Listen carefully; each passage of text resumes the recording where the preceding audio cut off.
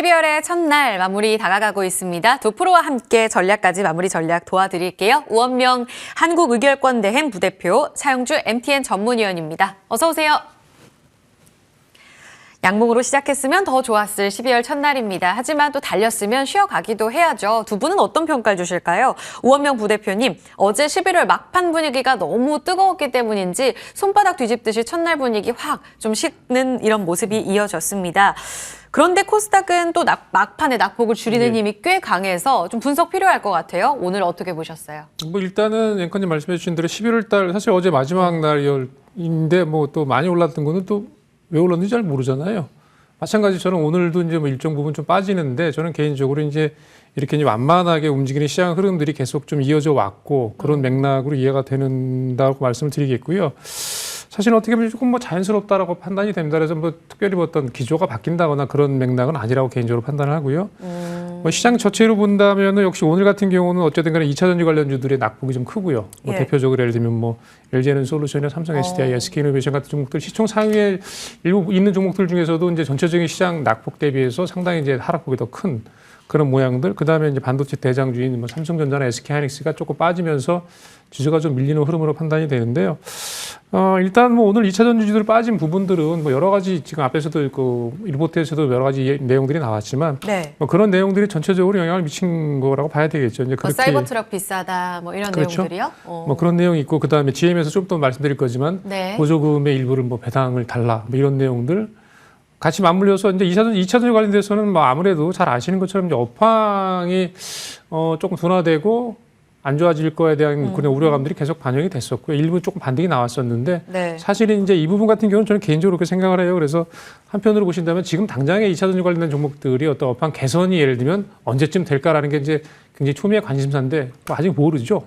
뭐 그렇기 때문에 시간을 좀 더 봐야 되는 부분이기 때문에 뭐 어쩔 수 없는 거로 판단이 되고요. 다만 12월 달 시장을 조금 예상을 해본다고 친다면 일단은 뭐 11월 달에 보여줬던 그런 패턴, 좀 완만하게 움직이는 패턴이 이어질 가능성이 높다고 판단이 되고요. 다만 이제 종목들 같은 경우는 역시 11월 달도 마찬가지였지만 특정한 섹터가 뭐 시장을 이끌기보다는 일정 부분 실적이 좋은 종목들 같은 경우는 예를 들면 같은 업종 내에서도 상당히 두각을 나타내서 올라가는 종목들. 예를 들면 오늘 같은 경우는 HPSP 같은 종목은 반도체 업종들이 쉬는 와중에도 불구하고 최근 들어서 가파르게 또 올라가는 그런 흐름들을 보여주고 있거든요. 그러니까 이 부분은 다른 내용 없습니다. 실적입니다. 그래서 실적이 상당히 그 좋아지는 종목들 같은 경우는 업종 구분 없이 주가가 좀 강세를 보이는 흐름들 이어질 걸로 예상이 되고 또 한편으로 보신다면은 최근에 이제 예를 들면 테마주를 말씀을 드린다면 정치인 테마주, 뭐 한동훈 법무장관 관련해서 일정 부분 내용 어떤 아주 간단한 내용이 나왔는데도 불구하고 주가가 굉장히 강하게 반응하는 흐름들.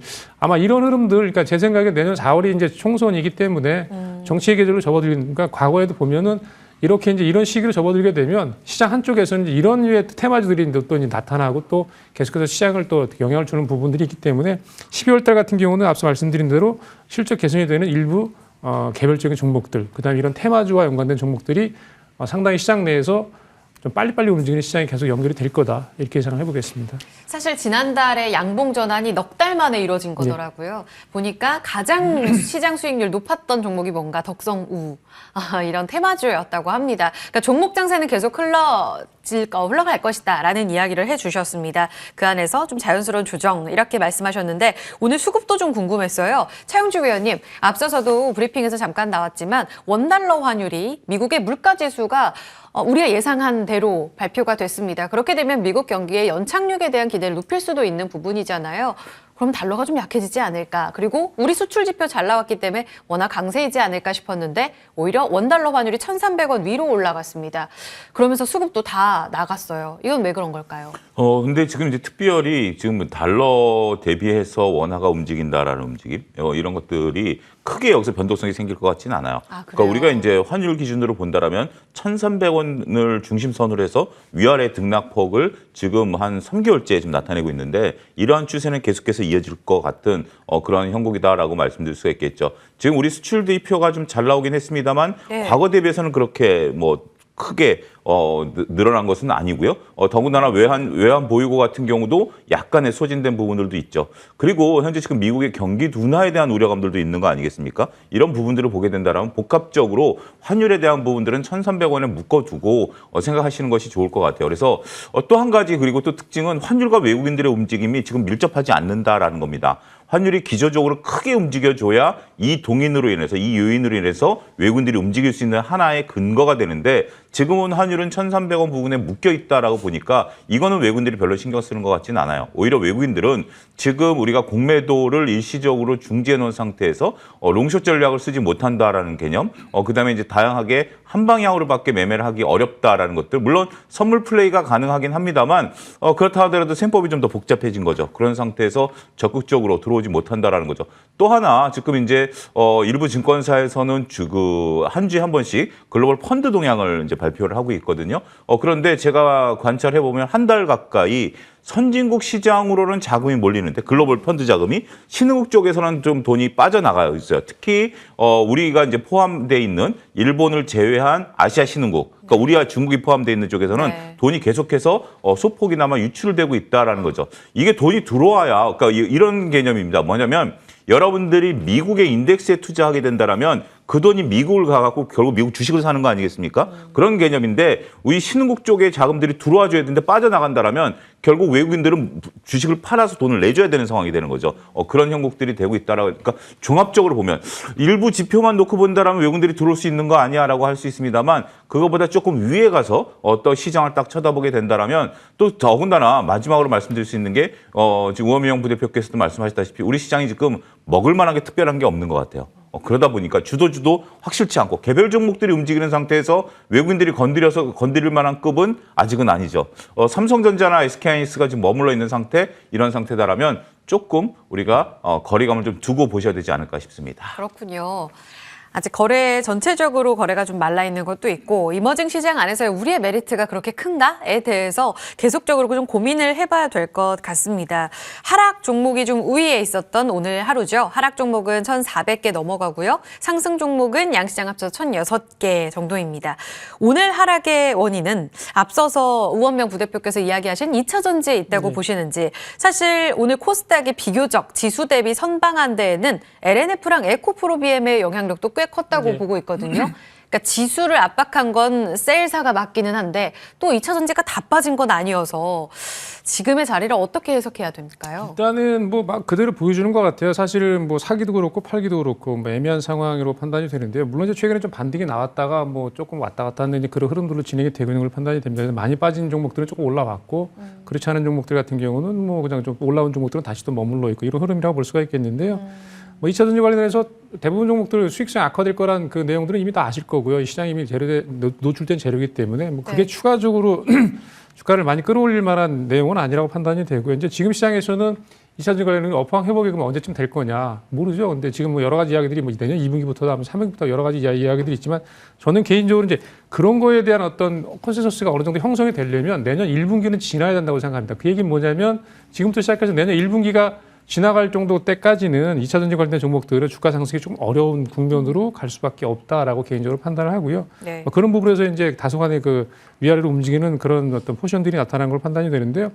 저는 개인적으로 2차 전지 관련해서 전체적으로 역시 제가 앞서 말씀드린 그런 내용들 때문에 전체적인 종목들에 대해서는 약간 보수적인 접근이 여전히 맞다라고 개인적으로 판단합니다. 다만 종목들 보시면 2차 전지 관련 종목들이 이제 처음에 집단적으로 같이 움직이다가 어느 순간 시간이 지나면 조금 차별화들이 될 거거든요. 그와 연관해서 차별화될 그 포인트는 전체적인 시장이 업황이 안 좋아짐에도 불구하고 실적이 나빠지는 정도가 전체적인 흐름 대비해서 조금 양호한 종목들, 상대적으로 조금 나은 종목들, 좀 견조한 종목들 같은 경우는 조금 일찍 바닥을 찍고 움직일 가능성이 높거든요. 그런 맥락에서 그런 종목들을 지금 타이밍에서는 좀 찾아보고 관심 있게 보는 그런 타이밍으로 이제 가져가시는 게 맞다라고 판단이 되고, 물론 개별적인 종목이긴 하지만 저는 개인적으로 예를 들면 2차 전지 관련된 종목들 중에 명신산업 같은 종목들은 실적이나 이런 부분들이 크게 훼손될 가능성이 상당히 상대적으로 적다. 뭐 그런 맥락에서 주가 흐름을 좀 보시면서 조금 말씀드린 대로 제가 앞서 말씀드린 그런 맥락으로 좀 접근해 보시는 종목으로 좀 보시면 좀 좋지 않을까 이렇게 말씀드려보겠습니다.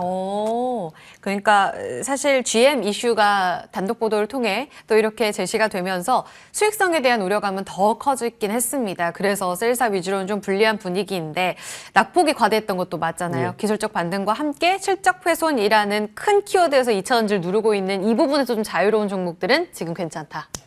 알겠습니다. 그럼 반도체 쪽도 볼게요. 차 의원님, 오늘 수출 이야기 앞서 잠깐 짚어봤습니다만 2달 연속 플러스였고요. 물론 말씀해 주신 대로 기저 효과여서 계속적으로 이전에 우리 수출 잘할 때만큼 아주 강력한 그런 수출 지표는 아닙니다만 16개월 만에 돌아선 반도체 지표는 그래도 긍정적으로 볼 수 있지 않을까 싶어서요. 그런데 IT 투톱 삼성전자, 하이닉스 약했고요. 온디바이스 AI 대표 주식인 퀄리타스 반도체는 14% 급락이 나왔습니다.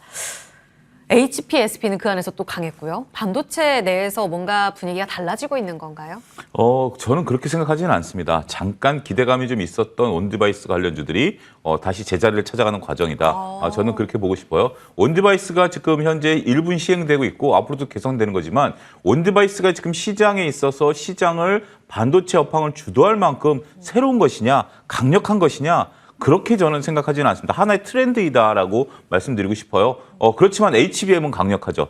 지금 삼성전자와 SK하이닉스가 밀리는 듯 하더라도 저는 이건 굉장히 강하다라고 생각합니다. 삼성전자가 이제 7만 원을 깬다? 아직까지는 좀 여유가 있죠. SK하이닉스도 13만 원대에서 버티고 있다? 이건 HBM은 어마어마한 거예요. 여기에 이제 온디바이스가 잠깐 좀 얘기가 좀 나오면서 기대감들이 좀 나왔다. 우리가 이제 전공정 같은 경우도 잠깐 기대감이 나왔다 좀 떨어진 거 아니겠습니까?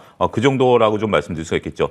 반도체 수출이 플러스가 나왔는데 왜 삼성전자와 하이닉스가 못 가냐? 아직까지 재고가 역대 최고 수준입니다. 그러니까 여러분들이 지금 잘 아셔야 되는 게 뭐냐면 반도체가 지금 수출이 늘어나고는 있어요. 수출이 늘어나고 있는 한편에서는 생산이 예를 들어서 100이다라고 한다라면 100이 재고로 일단 쌓이죠. 여기서 수출되는 건 80밖에 없다라는 거죠. 20은 계속해서 쌓이고 있는 거예요. 그러다 보니까 우리가 그 조선주를 할 때 신조선가가 올라가는데 왜 조선주가 못 올라가느냐라고 했을 때 제가 MTN에서 말씀드렸던 게 뭐죠? 제조 원가보다 신조선가가 아래에 있기 때문에 이게 올라가기 힘들다라는 점 말씀드렸던 것처럼 지금은 반도체 수출이 늘어나고 있는 건 사실입니다만 100 생산한 것 중에 80밖에 수출이 안 되고 있다. 이것이 핵심적인 내용이다. 그렇지만 우리가 그렇다 하더라도 D램 재고를 좀 보는 게 아니라 HBM을 보는 거기 때문에 저는 여전히 하이닉스 중심에 모아가는 전략은 유효할 수 있다고 보고 삼성전자도 마찬가지고요. 후공정도 오늘 좀 빠지긴 합니다만 오히려 온디바이스보다는 덜 빠지죠.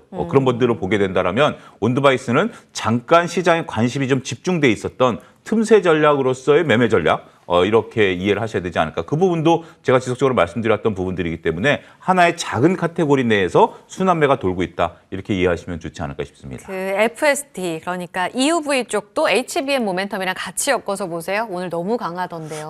근데 EUV 같은 경우는 우리가 아직까지는 뭐 그렇게 특별하게 하는 건 아니에요. 하지만 그것도 벌써 저는 순환매라고 봐요. 온디바이스가 빠지니까 EUV 쪽이 좀 올라가고 그전에는 뭐가 올랐죠? 전공정이 올라가고 뭐 이런 식으로 반도체 내에서 우리가 2차 전지 내에서도 다양한 카테고리가 순환매가 돌았듯이 네. 반도체 내에서도 다양한 카테고리가 돌기 때문에 카테고리가 돌 때는 붙으셔도 돼요. 하지만 카테고리 종목들이 빠질 때는 오늘 온디바이스처럼 확 빠져버릴 수도 있기 때문에 네. 그러한 점을 염두에 두셔야 되지 않을까 싶습니다. 네, 뉴스도 있었네요. 윤 대통령이 11일부터 14일까지 이제 네덜란드 국빈 방문하는데 ASML 또 본사 방문한다. EUV 관련해서 키워드에 또 반응이 나온 것인가 움직임은 계속 체크가 필요하겠습니다. 오늘 주요한 섹터에서는 애프터 브리핑에서 들으신 것처럼 방산이 다 같이 갔습니다. 이틀 전에 골드만삭스 리포트 나왔을 때만 하더라도 한화시스템이 더 강한 모습을 보여줬다면 오늘은 현대로템까지 다 물줄기가 돌아가는 모습이었는데요. 이 IB의 픽이 이렇게까지 입김이 강한 것인가. 좀 안타깝게도 이스라엘 쪽에서 휴전 2일이었는데요. 2일까지 휴전이었는데 하루 앞두고 오늘 사이렌이 울리면서 다시 공격 재개한다. 이런 안타까운 뉴스들도 있었습니다. 뭐 때문에 이렇게 강했다고 보세요? 일단 뭐 골드만삭스 난 그 내용이 일단 뭐 계속 영향을 미쳤다고 봐야 되겠죠. 내년에 뭐 유망하다 이거요. 당연히 그런 내용이라고 볼 수 있겠죠. 그러니까 상대적으로 국내 기업들 중에서 이를테면 전체적인 시장 뭐 경제 성장률을 아웃퍼폼하면서 유의미하게 이제 실적을 낼 수 있는 그 섹터가 이제 방산 쪽이다라고 이야기를 한 거잖아요. 저는 개인적으로 뭐 당연히 뭐 굉장히 뭐 똑똑한 분들이 분석을 한 거니까 당연히 뭐 저도 맞다라고 생각이 되고요.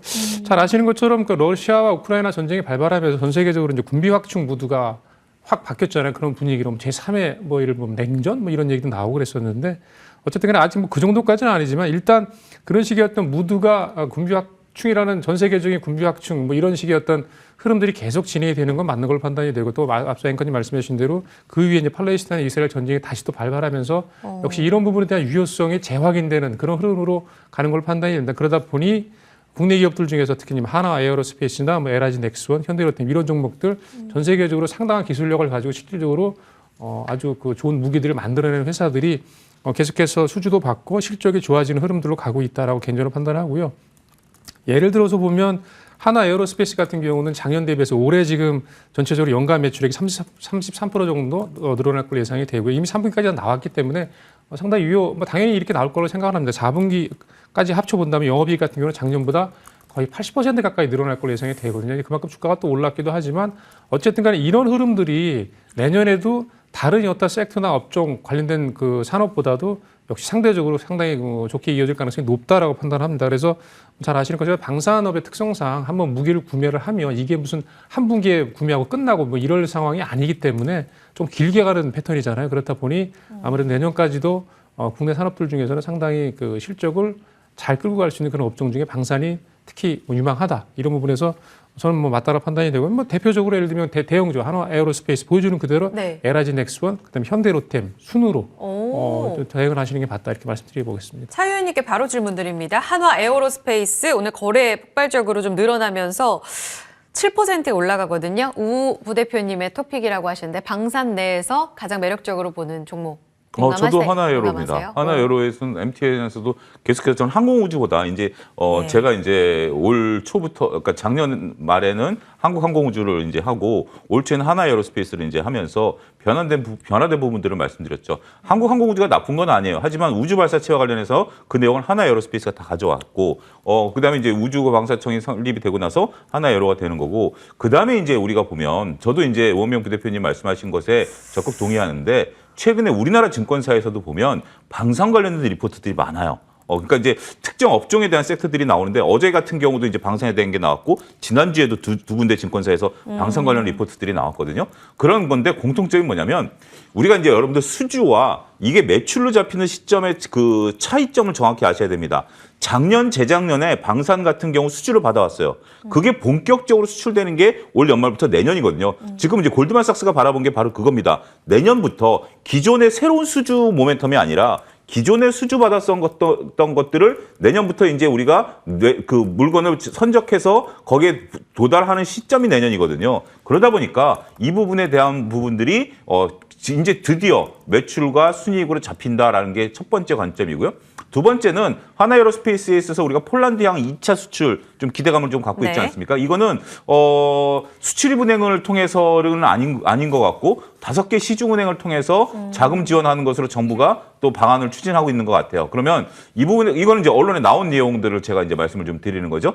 보통 이제 수출입은행이 이 자금을 1차는 수출입은행이 전부 다 됐습니다. 근데 2차는 지금 이제 수출입은행 한도가 꽉 차버리니까 안 되니까 시중은행을 통해서 이제 수출을 한다라는 것들이고 그 다음에 또 이제 국내 증권사와 외국계 증권사에서 바라보는 것들이 지정학적 리스크가 커지면서 여기에 방산에 대한 우리 무기들에 대한 가성비를 이제 쳐다보기 시작한다라는 수주 모멘텀까지 나타나게 된다라면 자 2024년에 뭐가 가장 좋을까요? 라고 이렇게 딱 물어본다라면 그 중에 하나는 전 방산이 될 수 있다. 이렇게 말씀드릴 수 있겠습니다. 알겠습니다. 토픽에 대한 두 분 공감대까지 들었고요. 마지막 질문 드리겠습니다. 우원명 부대표님 오늘 게임주 좋았는데요.